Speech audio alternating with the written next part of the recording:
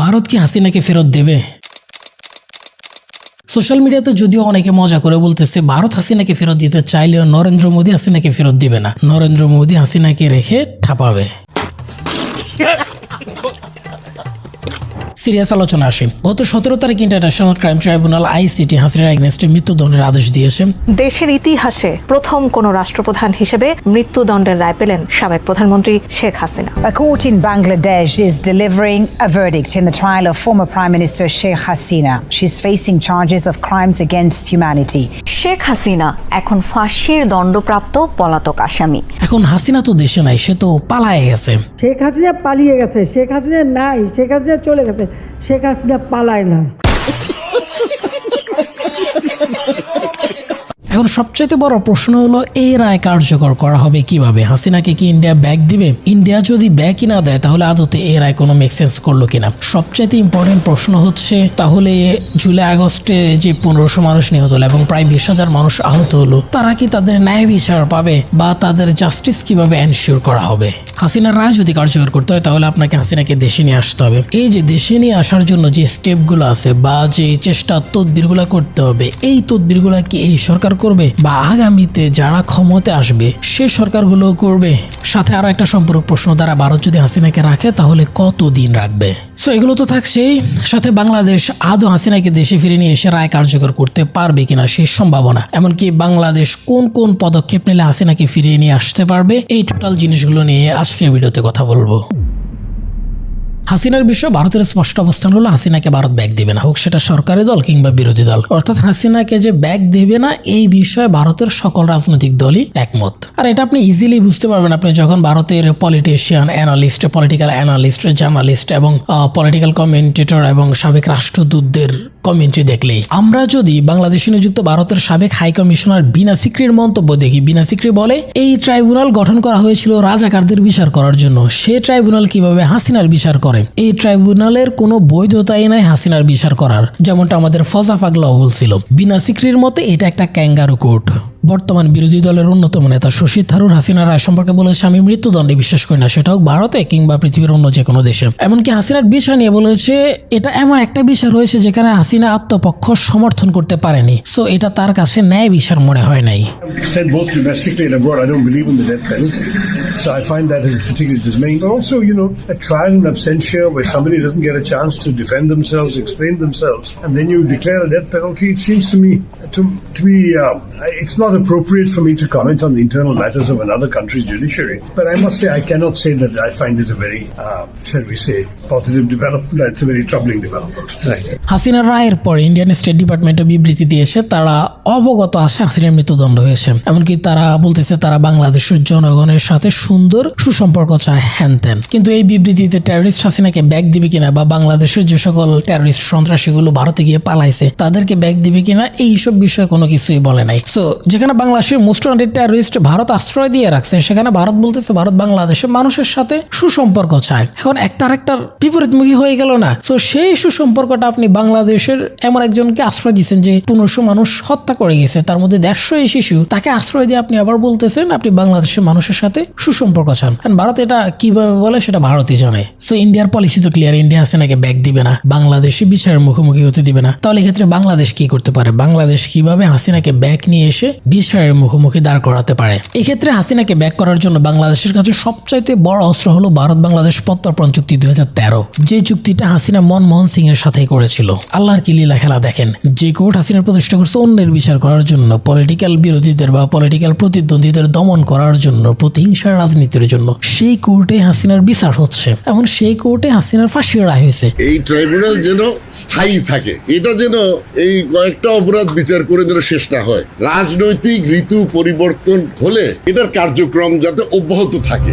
সালাউদ্দিন কাদের চৌধুরীর কথা যেন একদম ফুলেই গেল। এমনকি বর্তমানে এমন বাস্তবতা তৈরি হয়েছে যে চুক্তি হাসিনা তৈরি করেছিল ভারতের সুবিধার জন্য, সেই চুক্তি বর্তমানে হাসিনার জন্য রিলেভেন্ট হয়ে দাঁড়িয়েছে। এটাকে কি আপনি রিভেঞ্জ অফ নেচার বলবেন না কি বলবেন সেটা আমি আপনার উপরই ছেড়ে দিলাম। এখন আসেন প্রত্যর্পণ চুক্তিটা কি। প্রত্যর্পণ চুক্তিটা যদি একেবারে সহজ করে বলি, ধরেন বাংলাদেশের কোনো পলাতক আসামি ইন্ডিয়া গিয়ে আশ্রয় নিছে বা ইন্ডিয়ার কোনো পলাতক আসামি বাংলাদেশে আশ্রয় নিছে, তো ওই আসামি আসামির এগেনস্টে রাষ্ট্রের কাছে যদি যথেষ্ট এভিডেন্স প্রমাণাদি থাকে তার ক্রাইমের, তাহলে এই চুক্তির আওতায় দুই দেশ এই আসামিদেরকে কি করবে, হস্তান্তর করবে। কিন্তু 2016 সালে এই আইনের সিগনিফিকেন্ট সংশোধন নিয়ে আসা হয়। ওই সংশোধনে বলা হয় যে যথেষ্ট প্রমাণাদি কোনো কিছুই লাগবে না, শুধুমাত্র ওই আসামির এগেনস্টে অ্যারেস্ট ওয়ারেন্ট থাকলেই হবে। তাহলেই এই অ্যারেস্ট ওয়ারেন্ট থাকলেই দুই দেশ তাদের আসামিদের বিনিময় করবে। ওই আইন অনুসারে বাংলাদেশ কিন্তু ভারতের কাছে ভারতের অপরাধীকে হস্তান্তর করেছিল, অনুপ চেটিয়াকে হস্তান্তর করেছিল। এখন প্রশ্ন করতে পারেন, ভাই কে অনুপ চেটিয়া যাকে বাংলাদেশ ভারতের হাতে তুলে দিয়েছিল?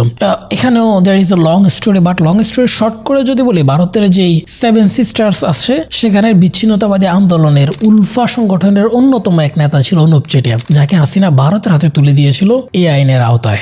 বাংলাদেশ সরকার অলরেডি প্রত্যর্পণ চুক্তির অধীনে হাসিনাকে ফেরত চেয়েছে। এই চুক্তির বেশিরভাগ ধারা অনুযায়ী হাসিনাকে বাংলাদেশে হ্যান্ড ওভার করতে ভারত বাধ্য।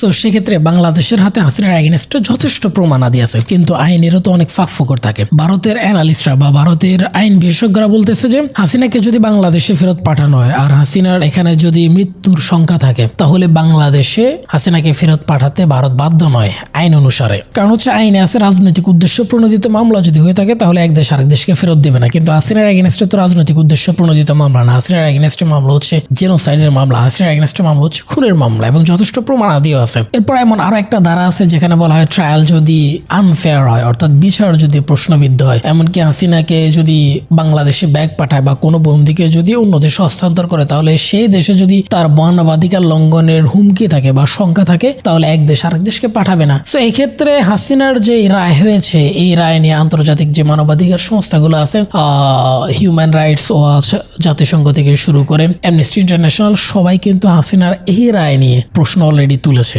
তো এই জায়গাগুলো থেকে ভারত হাসিনাকে রাখার জন্য যে আইনি শক্তভিত্তি, সেই শক্তভিত্তিটা পাবে। কিন্তু এখন বিচার কার্য নিয়ে যদি বলেন, বিচার কার্যে আমাদের যেই প্রসিকিউটর টিম আছে, সেই প্রসিকিউটর টিম তাজুল ইসলাম থেকে বলা হচ্ছে যে হাসিনার এগেনস্টে যত সকল প্রমাণ আছে এইগুলা যদি পৃথিবীর যে কোনো আদালতে নিয়ে যাওয়া হয় না কেন, হাসিনার মিনিমাম ফাঁসির সাজা হবেই। যে কোয়ালিটি অফ এভিডেন্স এখানে দেখানো হয়েছে, যে ধরনের সাক্ষ্য প্রমাণ এই আদালতে উপস্থাপিত হয়েছে, বিশ্বের যে কোনো আদালতের স্ট্যান্ডার্ডে এই সাক্ষ্য প্রমাণগুলো উতরে যাবে এবং পৃথিবীর যে কোনো আদালতে এই সাক্ষ্য প্রমাণ উপস্থাপন করা হলে আজকে যেসব আসামিকে শাস্তি প্রদান করা হয়েছে তারা প্রত্যেকেই একই শাস্তি প্রাপ্ত হবেন। 453 পৃষ্ঠার যে রায় পড়া হয়েছিল সেটা খুবই ডিটেইলড রায় ছিল, কিন্তু হাসিনা এই রায়কে রিজেক্ট করেছে, বলছে তার বিচার দরকার হলে হেগে নিয়ে যেতে। হাসিনার রায়ে পর আন্তর্জাতিক মানবাধিকার সংস্থা UN, human rights watch, amnesty international হাসিনার এই বিচার নিয়ে প্রশ্ন তুলেছে। মানবাধিকার সংস্থাগুলো সবসময় ডেথ পেনাল্টির এগেনস্টে থাকে, সেক্ষেত্রে এই ডেথ পেনাল্টির বিরোধিতা করবে, এটাই স্বাভাবিক। বিচার প্রক্রিয়া নিয়ে যে কথাগুলো তুলেছে সেগুলো কিন্তু লেজিট। সেই মানবাধিকার সংস্থাগুলোর বিবৃতি ভারতের জন্য একটা স্ট্রং পয়েন্ট হয়ে দাঁড়াবে হাসিনাকে বাংলাদেশে ফেরত না পাঠানোর পেছনে যৌক্তিগত বা লিগ্যাল বিরোধিতা করার জন্য। সো সেদিক থেকে এই প্রত্যর্পণ চুক্তিকে কাজে লাগিয়ে হাসিনাকে দেশে ফিরিয়ে নিয়ে আসার সম্ভাবনা ক্ষীণই বলা যায়। এখন তাহলে প্রশ্ন আসে যে হাসিনাকে কি তাহলে ফেরত নিয়ে আসা যাবে না? যাবে, তবে সেটা পুরোপুরি নির্ভর করবে বাংলাদেশ হাসিনাকে ব্যাক নিয়ে আসার জন্য কতটা ডেসপারেট, বা বাংলাদেশ নামক রাষ্ট্র হাসিনাকে ব্যাক নিয়ে আসার জন্য কতটা শক্ত অবস্থান নেয় বা কত দীর্ঘমেয়াদী স্ট্র্যাটেজি হাতে নেয় তার উপর। কিন্তু বাংলাদেশে বর্তমান যে সরকার আছে বা আগামীতে যারা আসবে তারা হাসিনার রায় কার্যকর করা বা হাসিনাকে দেশে নিয়ে আসার বিষয়ে খুব একটা আগ্রহী বলে মনে হয় না।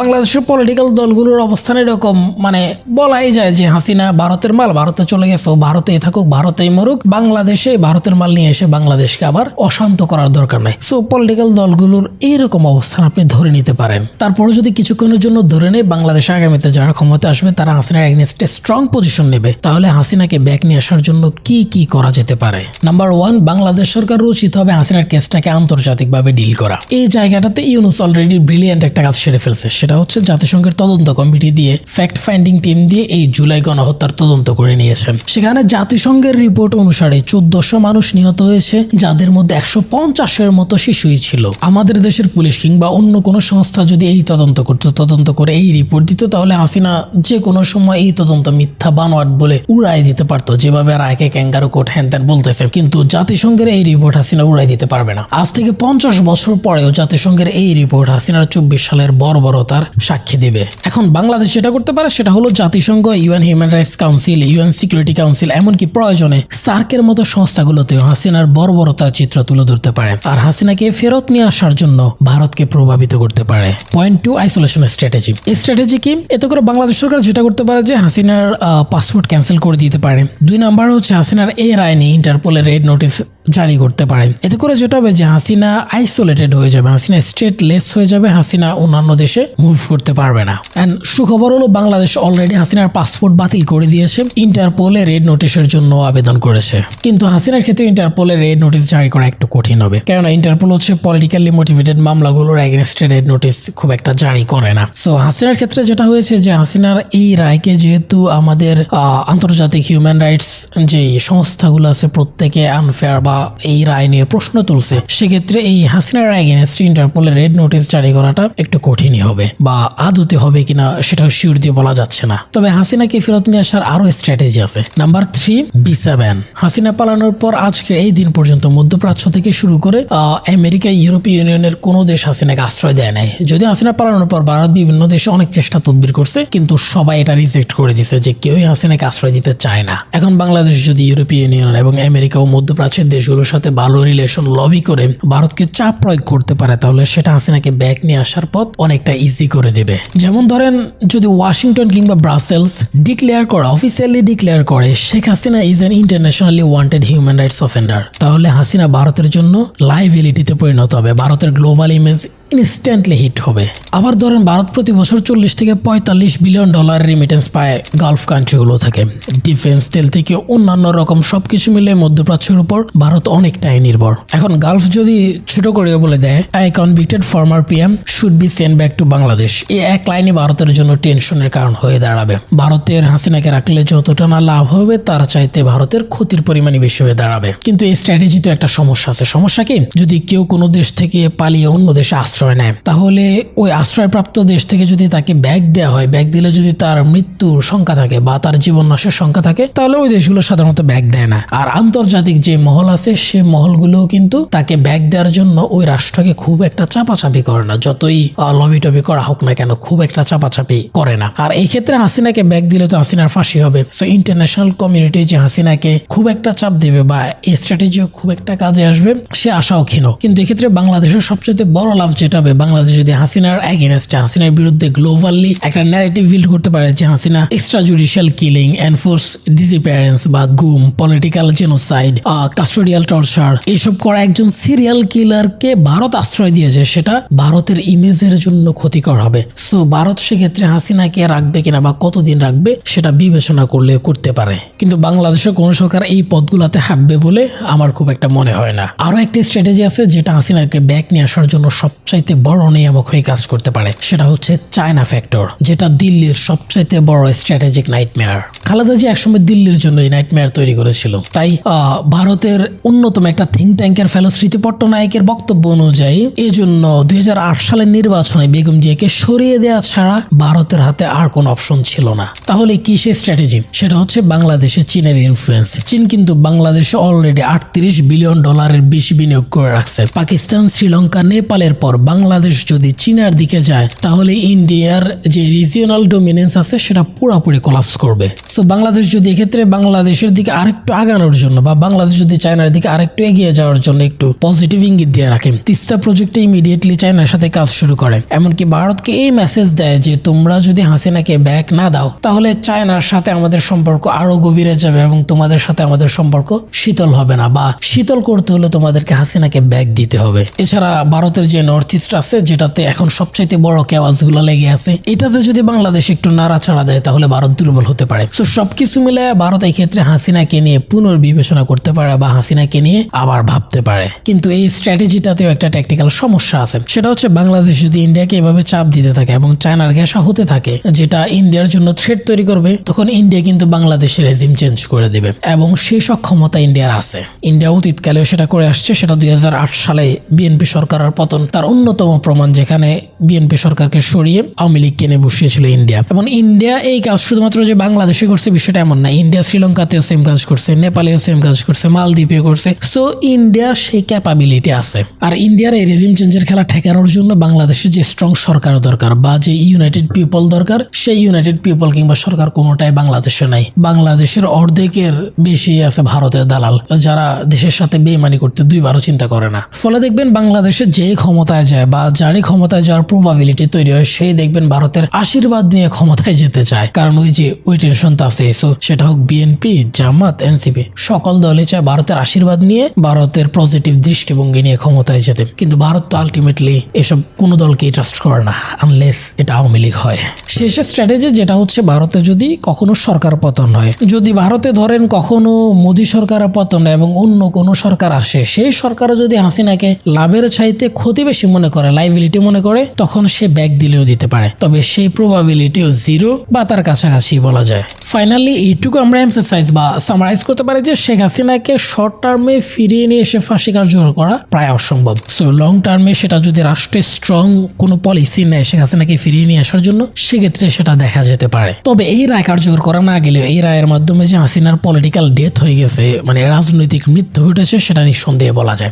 ভারত হাসিনাকে ব্যাক দিবে না যেমন সত্যি, তেমনি ভাবে বাংলাদেশের রাজনীতিতে হাসিনা আর কোনোদিন ব্যাক করতে পারবে না, এটাও সত্যি। হাসিনা ব্যাক না করলেও আওয়ামী লীগ হয়তো কখনো ব্যাক করতে পারে যদি আওয়ামী লীগের মধ্যে সে নেতৃত্ব তৈরি হয়, এবং আওয়ামী লীগ যে বাংলাদেশে ব্যাক করবে সে পরিস্থিতি বাংলাদেশের এই যে রাজনৈতিক দলগুলো আছে যারা নিজেদের মধ্যে কামড়াকামড়ি শুরু করছে, জামাত, বিএনপি, এনসিপি, তারাই সে পরিবেশ তৈরি করে দেবে। আপনাদের কি মনে হয় বাংলাদেশের রাজনীতিতে হাসিনার ভবিষ্যৎ কি? হাসিনা কি ব্যাক করবে, রাজনীতিতে ব্যাক করতে পারবে? সেটা নিয়ে কমেন্ট করতে পারেন। ধন্যবাদ সবাইকে, আল্লাহ হাফেজ।